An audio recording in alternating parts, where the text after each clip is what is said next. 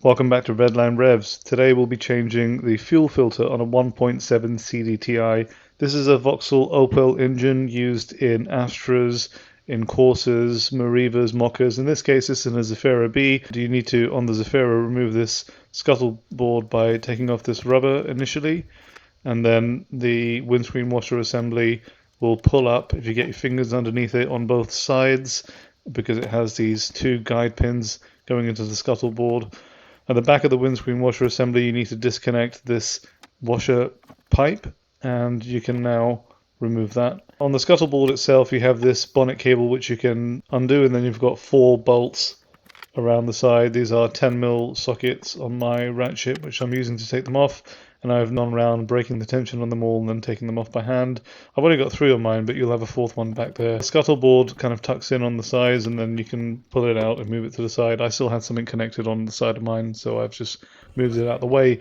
And you now have access to the fuel filter, which is this unit up towards the rear of the engine. It's got its fuel lines there, and it has this electrical power supply here as well. So just use a flathead screwdriver to raise the clip on the wire here, and then you can pull that connector off and move it safely to the side. I then used a ratchet with a T27, or you could use a T30 as well, I imagine, to crack the tension on the screw that's in the center of the fuel filter, and I just undid that a bit with my ratchet, and then finally took it out with my hands as well. Notice there is this rubber seal on the screw. Now, once you've opened up the cap, you can just move that out of the way, leaving the fuel lines connected. Just shake off any diesel into there.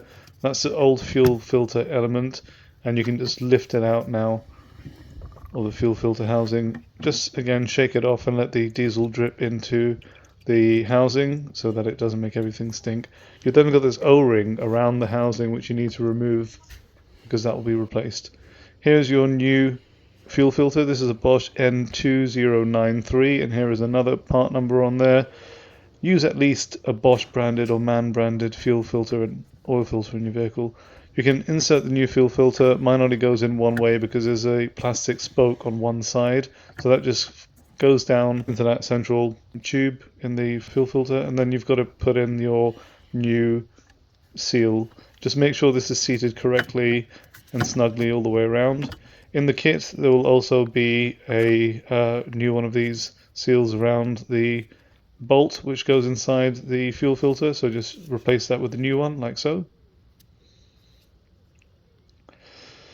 And here's the most important step. You need to get a jerry can full of diesel, because you have to prime this fuel filter. Here what I've done is I've poured diesel from that jerry can right to the top, and I've done it slowly. Air bubbles, gurgled up to the top, and I made sure that I did it until it was full in that center and just around the fuel filter without dropping any fuel anywhere. If you don't do that, your other option is to take off this clip on this fuel return hose, put it towards you, and then suck out with a vacuum, hand vacuum, or with a syringe the fuel. But really you have to fill it right to the top with fuel from a jerry can, like I've done, carefully without spilling it everywhere, or the car won't start. Now line up this tab that's on the fuel filter housing with the indent that's on the fuel filter cap, push it down and get the screw in by hand, and then tighten that bolt up with your T27 or T30 on the ratchet.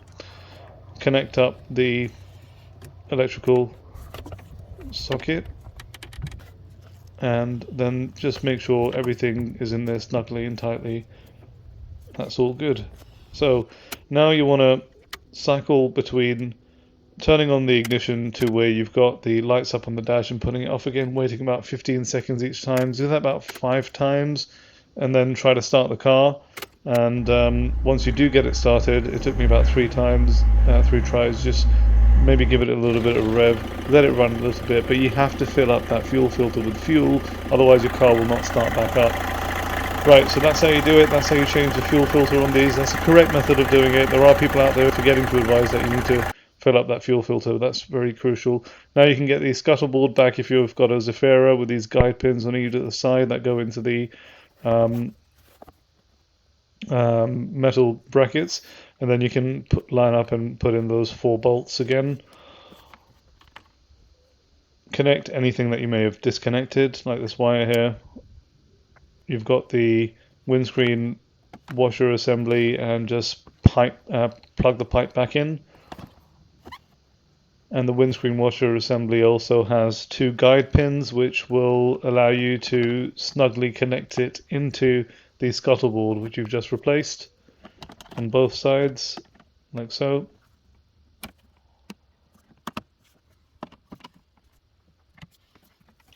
So that's basically how you do it, and on a Zafira, how you get the scuttle board back together.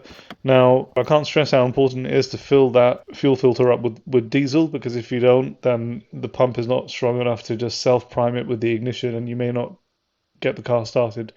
So make sure you do that. And I've also done videos on the oil change and air filter change on this vehicle, and then I've just gone around tidying up and cleaning up the engine bay and scrubbing it down, making it look clean and fresh. And here's the end results of all of that. Check out the other videos as well in this series, and there'll be more videos on this car and on other vehicles coming up on Redline Rev. So make sure you comment, make sure you rate, and make sure you subscribe if you found this useful. Thank you, and see you next time.